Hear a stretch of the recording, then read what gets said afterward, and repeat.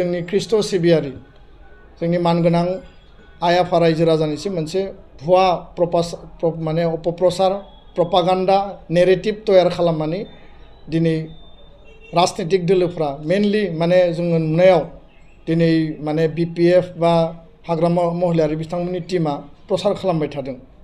दा बर' हारिया जोङो गोजोन आरो खौसेथिजों थांना थानो लुबैयो आरो हारिनि खौसेथि थामोनथा रैखाथिनि थाखाय एबसुआ हाबा मावबोदों।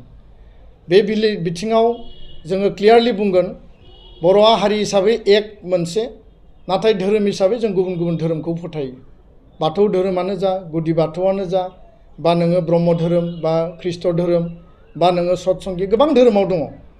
जों धोरोमनि फारागथिखौ मालाबाबो लायाखै। सम आरो थासारिनि बुब्लियाव जोङो गुबुन गुबुन धोरोमाव जोङो फोथायबाय, नाथाय हारि हिसाबै जोङो खौसे। आरो बेखायनो भारतआ सेकुलार कान्ट्रि हिसाबै जोंहा बयहाबो इकुवेल राइट्स आरो मर्यादा दङ। खोथाया जाहैबाय जे हिलिं प्रेक्टिसेस प्रिभेन्सन एक्ट 2024 आसाम बिधान सभायाव मोनसे आयेन लाबोदों। बे आयेननि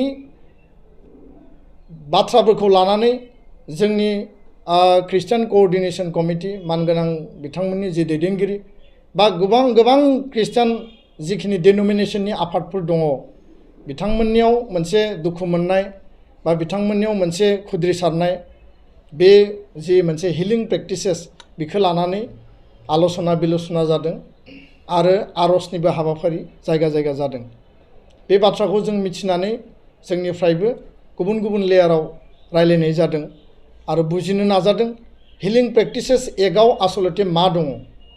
दा बेयाव जोंहा कमप्लेन खालामनो गोनां, आपत्ति खालामनो गोनां मा दङ, बे बाथ्राफोरखौ जोंबो नायबिजिरदों।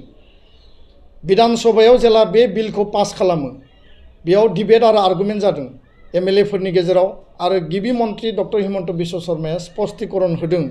आङो लाइभ टिभियाव नायदों, अन रेकर्ड दिनैबो जों दिहुननानै लानो हायो जे हिलिं प्रेक्टिसेस जि एक्ट बेयाव जि आल्टारियर मटिभनि खोथा बुंदों। दा बे बाथ्रायावथ' गिबि मन्थ्रिया बुंदों जे इलेक्शननि टाइमाव आजमल बिथाङा माने दैयाव फु मारिनानै माने भट बियो आरो बे आल्टारियर मटिभआव गोलैयो, गतिके बेबायदि खामानिया जाहाथे जाया, बे बाथ्राखौ बिथाङा स्पष्ट बुंदों।